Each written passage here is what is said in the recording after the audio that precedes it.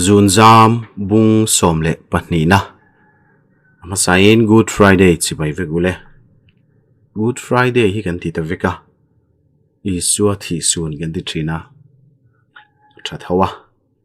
mero chu kan tong zo ka kharal shet zelani Easter Sunday po Isua thole ni khani maya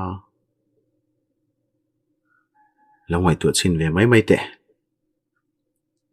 Ufam ki malo phei chuan kalang le aron dia saklam kong khara tra Lucy lo lu chu enin ma mona na thlang che hati zui boka Lucy ngoi reng chu ka ven lai chuan alo nui dewin ka ria kan nui ve lo thung pona kanin zui chuan hu chuan ka dara min lo ku a arim tuin ka rim chu alo hib lut wangwanga alaka karel ruwa chi review chung point akwa nai ro ka thla hel tak zeti ka thera rawa ko let ve ka chak le bokani Ichawem hanzik lui hi chuan a boro ki dang ve thina nia ati a chan po changlem lawin gate hong lai chu kalo ena ni china thil bok kha kala ve le peka phei khai jang du fashan lawani lowom ro tia kalson lai chuan ni china nula ne nan lo din na lai taka chuan ka dinga inchung lam khan hoi chho chu Lucy lo dak chu ka han mule kher boka kariru te ha chhuwa ka niang chu ka thina rim deuh hlur to a kaum dan chu me pui zu lui kara kal ngai na shelo tang ang mai ni hian ka in ria ya topic ngoi ngoi ni ufam ki malo thlen chuan motora ka thulu thuaya kan tlan chuak che chu lam hoin kain her nga zata ani po chemiron en rang viawa ufam kim ka ti chana bude ngata pe hel lawa zo phong mai chu thang adu len soi fia ve to mai niang chu eng chuan lam nge nei te reng ni china scooty khaltu khatunge ya ya ti ta a Makti melang reng taka minen lai na ma ngot chu kalo en verenga alo mu chewa katinon le nga ta kha khamo kazilai no pangani kha Christopher day lomna thilpe kan lo pe veya asoi o sam khom mai ke ngoi wang chu minen le zoka ke na soi chun zom le be sein kalo en let vereng boka eng hatinge soidu nei wang ve hati chuan ka soidu chu a hre chiang hlein karing a mel boinak chu ka mu mai lawa asoi chuak she ani ma na bianga fo chan che khania zo che ka tum jok chu ikuta kai chan che po soi bokla ama ka zaruk na khan bo tai moti mai turin ka o chu changa kalom lo ve bokani minon en le zoka mitala son thuaya angoi vung chuan min ti hreom zuala ka du lo deuh chana ka dong donin ka hriani chu ta engma ka soilai main kong sir zaw lai chuan motor chu ti dinga mala en renga ke poka in siam rema ama ma chon jong lo chuan ka thua Regina ni kha kazir la ania athia Regina chu tunge ka tile shama relote ka kop ve mana Rosie ne ka in then tirvel khania karni khatvel chawni ati chuan chu fo chan tlinga ka ngai lawa ainga moni chu ka rin san shimhrima zanin chung chang jok khani ka hriat du chu enga tingai bianga fo che malam hoi reng chung chuan ka tile a kha chu kai pon ka hre che bik lo nang mang thoin kha thil khan min thong ve a kalamalo hoya lelam kalo hoi san ve thung ka kutaron chela ma se ka kutchu chel du lawin ka hum ru tleta karil ro ron na thar riau mai bok engting elo ngayang ti chu ka hrialom ma se ngai ang khaeng maum to lawania Regina nen jon professor le azir lai kan ni na bak inzom da kan nei to lo apmel ka en jon thu tak viawa ka kutchu mer zui wangwanga rin ka du ka ring lo phal lawa ka phal lo wangin ka rin pha chong si lawa chu chon min ti hani ma se a fo je khaning tin mai ti si lawa ka o chu loi lek leka ka tialom mati chon iti lo kha ka mu ve chelom ka ti ve tlata ikuta po kai che a yala ti zui shama ka kutchula kangina kutking ni naron huma ka tong ishe phalo ni khami mi ke hian hriat chulemo hriat mai ka nei em ni tin ri lo te chung chu kariru boi mana ma serin le lambukin ka nei le ngala chuti main kala du tok theilo ni ufam kim zeb lawa chon tu na hen ka ma no me lawania kamit nge in ka mu bok si chewa chu wangin ol samte chon karing theilo che karin theinan che enge moti mai ro ka thil soi chu ke ma jok chona ngai na ka hrilawani ma se adik zia fiana tu reng motal nei sela ka du ni eng tin nge ka tiang min rin si lo chuan ti ngena ka van thre lo ve a ti deuh tawng mai a be ti dong chiang khop mai tak tak mo ka o chu zoi khopang a hre phakher lo mai thei pon lam hoi chuan ka in hera tu vera chuan dakin boruak ka hi wangwanga thil thleng khan min ti lungai to te reng nen ani hian min ti beidong zual ting mai bok sia mimi hati chuan mong chang ke in hera ka ti palo hatia achane ro ka hrethiam lo eng thila mo tin ka zot le ta achan chu eng thila nge in thiam lo ka hredu ama nge in thil ti suala nei ti a in hrialom ka tingai mu tura kom wang khan nami chana chu ka vandu khop lo te lul ka mu lo a khati khani om thinem ni ka in sum thei main ka ka tang na ron chua ka ni bera ka soi chua ta ka chuan ka ril ru na zual hle bok ai om lo ve tu na chuan ka nei chuni ni thu tak zetamin en chungina tia chuchuk rin ka duwa ka rin theina tur engemo ama chuan ti theinei sela ka du boka a soi ringot wang hian I helo wa ka lo poma be seimani tuna pom sak maila ka ril ru om reng don thowa I mu lain ka bial palhuin min fo ve seng ting ei omang rin che chu ka dulom ma se ka ril ru hin na tho bok sini kom dan hi hre thiam mi lo mi ka kutaron ban le a min ring phot la mi pa anu puina bum to kani ti hria bum na wanga hun har sa tak pal tlang to hen eng tingei laka chu tiang chu ka ti theyang Regina nen hun rei lo te tak tak ani soitur chan chin dang po kan nei lo Lucy Khan ibial nu ni thumin thrila ka ti chona thungil zota zalo ze thian anuya Lucy thil soi hearing su I thatna tu reng ma du ngai lo ati deuh khola Lucy chungchang po zona kanga khop mai Lucy hin angai zong chitro ka ti le chuan ka hrelo ti in ka be sei lo dan deuhin min changa eng tingai hriat lo thei ka ti chuan angai zong ti chu ke man ka chiang alom ufam kim inuna hian mei chian tam lu tuka eng ril runge putur ka hre to lo chu ka ril ru tak tak soi ka ni tunge rin tur po ka hre thiam lo ama la hian je pa nei nge ni ka ngai thana tur eng ma soi thiam lo jok po ka hre lo Lucy choni buleng po soi sila ring ngai su ami je la hre chiang lo ni kha mimi eng thila ma ring lo to pro idu chu min zo jel mai la thudik takin ka lo hrilang che ti a Lucy chu ka ring hran lo nangma po ka ring amri lo che kami da ka mu wang zo khana lom ka ril ru boy ka ti lain chuan kalama ron ona ka sam huin min thlek wangwanga hoto ang ka ti chuan min chang lo na ngoi renga tuna chuan ina hoangun taka ma ni in ngai to ka du ni min nei du em aron tia alam ko hoi chu kanin mel nai khop mai atho tak em mai le ngal enge tinge min zo amma pon kan soi to a man mo lawang kan ti to khani sia min ring lawani chuan in nei mai la atia chu chuan kan boina chingfel doni na ngai mani jok ni karin lo lai chen ing tinge kan nei theyang che amma pon kan soi to kha kanin thre chiang ve don chawni hi ka ti a ani idu silo chuan min ring top mai ro ngai jong dang ka nei lo Regina ne neng maum to lo Lucy phei chu teu lo lutuk a o tangin alom vak lo ti ka hre theya ani chuan khatiang khanom to su kuta in vonte bianga in fo sakte khai ngai jong lo tan chuan thil pa ngai ni lo ke chu khatiang lama hang karil ru zaw ve lem lo ania thil hote apo ka chi ai thin ka boi zo vek zel ka soilai chuan ka kutaron hu nget sawa a thleng to hau lawang ati chu lungdam zan lo chunga ka pomri mai anga in ka hria ha dam tak chuan ka om thei don lo tiro ka hre thung kan tlan chole nu chuan kenin betlem khopa kanuin min lo phona ka homek thu ka soya phone ka da nuwa ka lo leng don emati chuan ka hre lo ti zongin ka changa ani nen soidun le po ni la om zia vak om to chuangin ka ring lewani zandang ani mai ro se ati zoi de uraya ka ril ru tak chuan ka in thiam lo dewa chuero ti lan po ka tum hran lo lungoi lo tak angin min ngai zui box sela ka duni kanin kota ka chukla chuan ka en lemang che valu dro alo ti thuaya ka hnial lem lo in chung ka lu hnuwa a motor tlan chuk thom ka hrezuya zeb lawa chuan ka ngai khop mai ka hotel box sia ka be se yang ani don lo tleta hrian ate kaneya ka hlau thong tel book ani anuam bokem sitting room atangin umoi pui chuna lo tia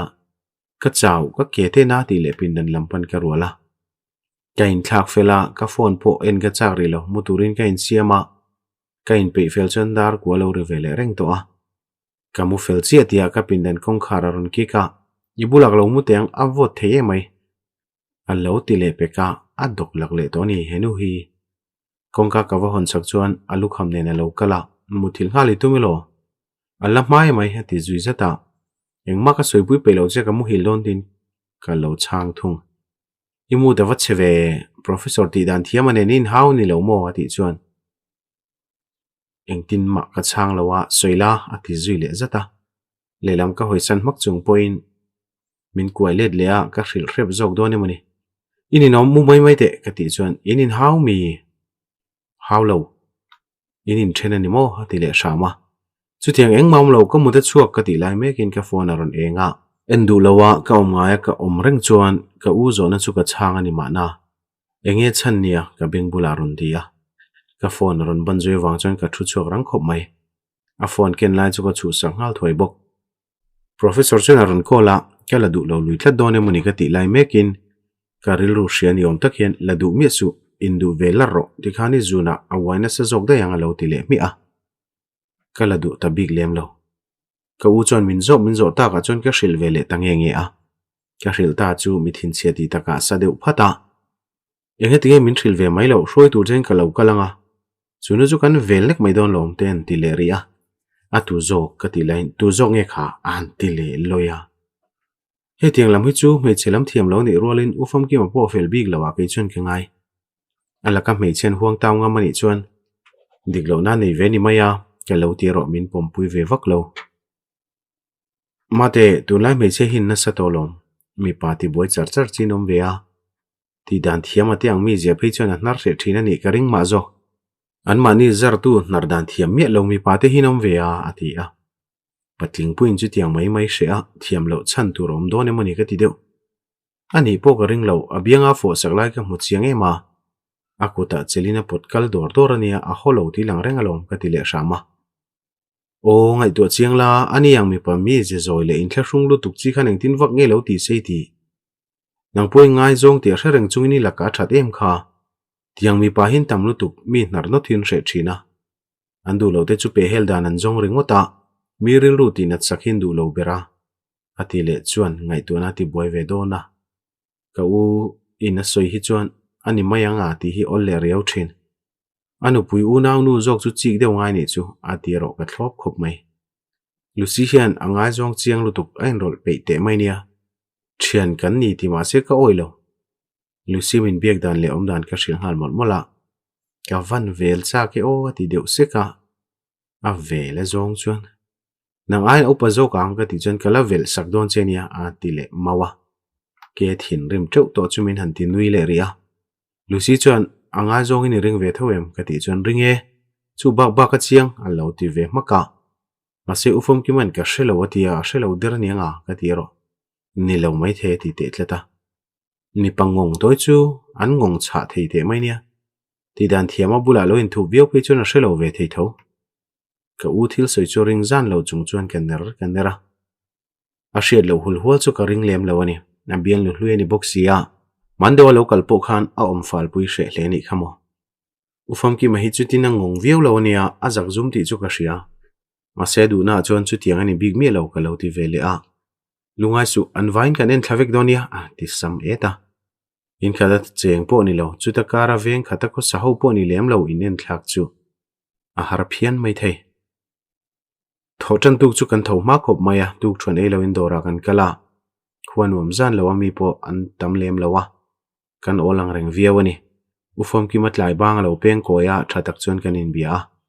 voin lama regina ni nain mu kan ring ringota engti kongjong ma hen ngai thatak tak thei to lo ni ber phone a khoi de thleng chon ka ring hlel zo vek to ni karin hel thu wanga lo ton chiam ro moi lowang zana chon thatakin kan in bia ani mandan te ati tu ro manang te min thrila kan soi tamber hi chu Christ chanchina ni thin reideu kanin bengai lawa ahun ola chon milo be fowa chutiang chon kar kan tluan ani ber na a kan boi dun viawa in hu fala len choti velan hun kan nei me ulawa kan man hunain rol ngai lo bokani pathiani chau chol kan ne wangin in lama ka tom deu chota ufam ki manen pokanin hu khata viawa mamona local ve zau thina a local hi chon kan ti luama Lucy chu ron rel le chiam thina makati deuh chu ma muan a point Lucin ufam ki mangai zong nia ka hriat kha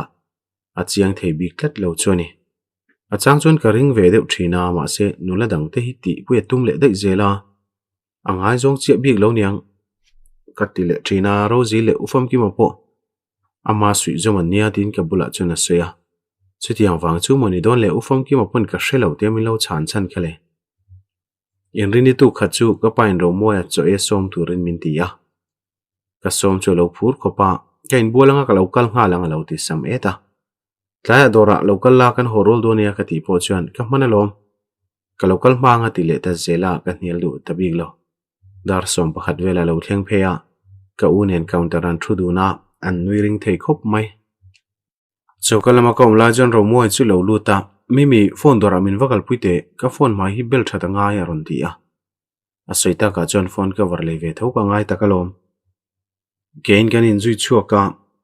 phone dor nai bera chon ka duangan lo nei lo wangin apia deuh dor dang chu kan pana kan vakal na chu dor lian takania kan duang pon lo nei nge ya phone ka war ka lo en ko line ro moin phone lo khoi tir ve thunga kan duang kan ti zo chole mai kan tum lai chuan mi pale mai che pakhat lo en zui lut chu ka muwa atir chuan ka mu nu ang ka ti dewa ka hre chuak mai theilo ma sen local nai ta ka chuan ka hrele nu no a ani pe chuan min hre ve kherin kering lo a mei chia jok chu ka hriat ngai ni lem lowa ami pa po chu ka voi ni mu na chawani I mel thri tem ni ken chi ke ma wang chuan ro moi chuan a ron ti a ni che lowe I man chuan kalila ka ti lai mekin dota hei lo ente tin mei chia jok chuan mi pa chu kowa chona lampana ka kal uk to chu ka le hoirang khop mai tuna khan duata tina ko chiang ani ka hre sual haulo duata lokal te hlade uleka mi pa phone en lai cho ko le a enge mo om zele he pai ro zbl pa ni khan ka hresia enge ni ro moi na ron ti le ta ka chon eng ni lowe ti le kong ka chu ka ruala zo na ka nga ta kher mai tuna ka thil thiat kha enge mo om ziani ta le ro zile bl pa khan in then to ti nem niang kan masala mai po khan Chrisapian chamlom na anla ronin zui dun khania anin then thei mai angem nge nianga angai zong kha lo kop zong niang ani ngai zong lo te hini zo kangem mamuna po khan thiana ti ni kha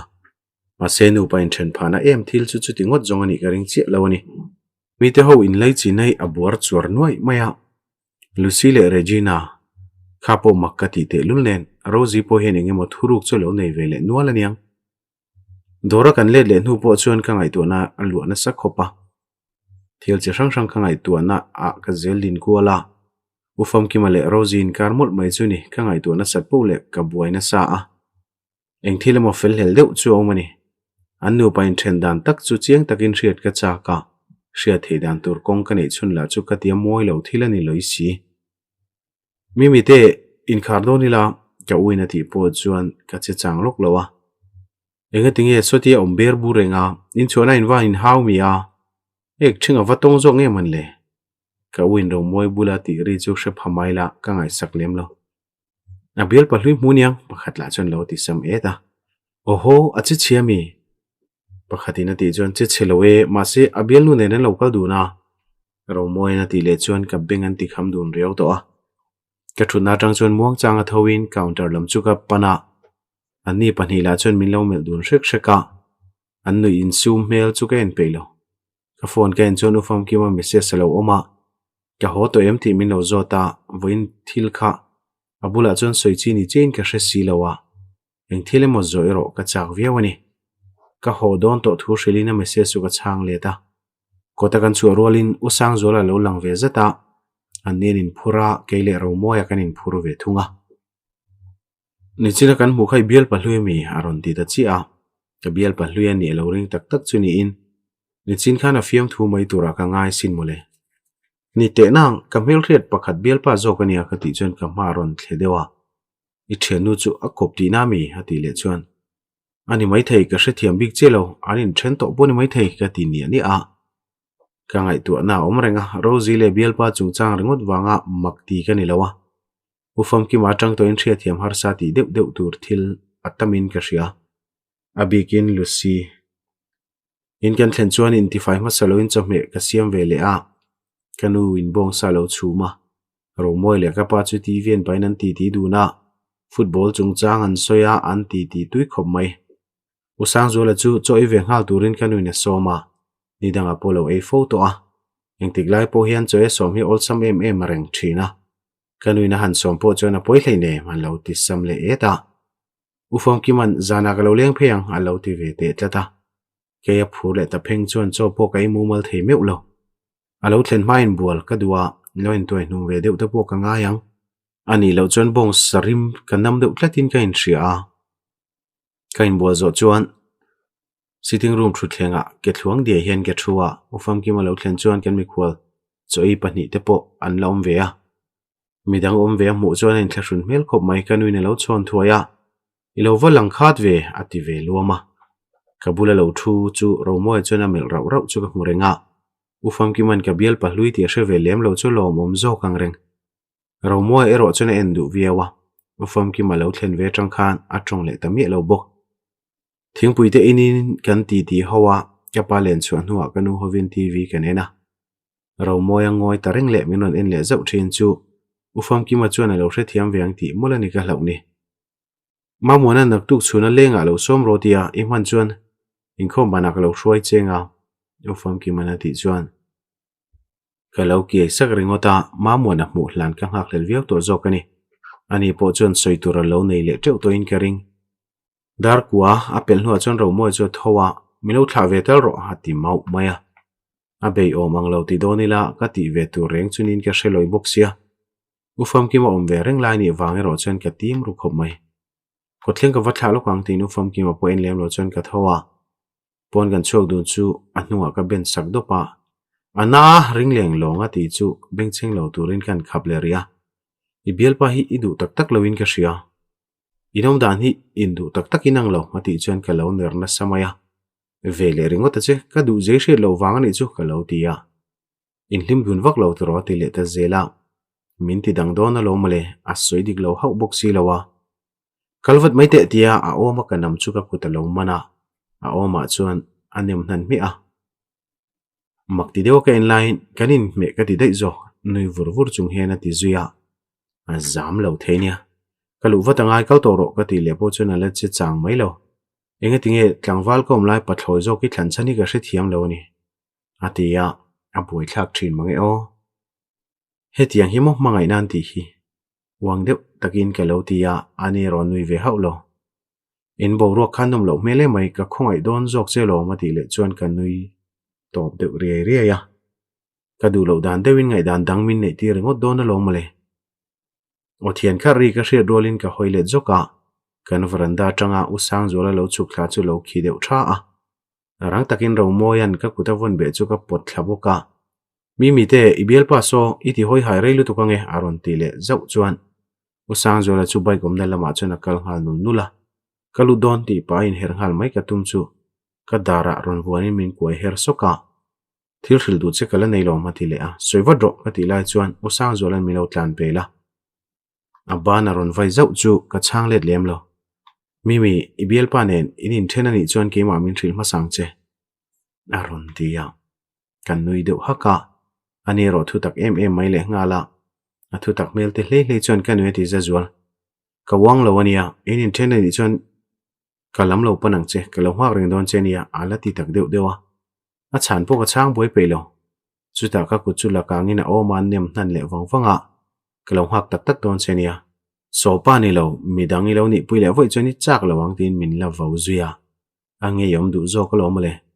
kal thoi te ka rei to nia ka ti chon o ti photla at ti le ria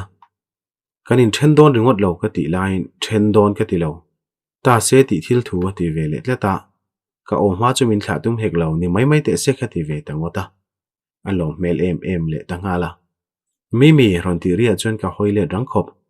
ufam ki man kan veranda tangin mi lo en renga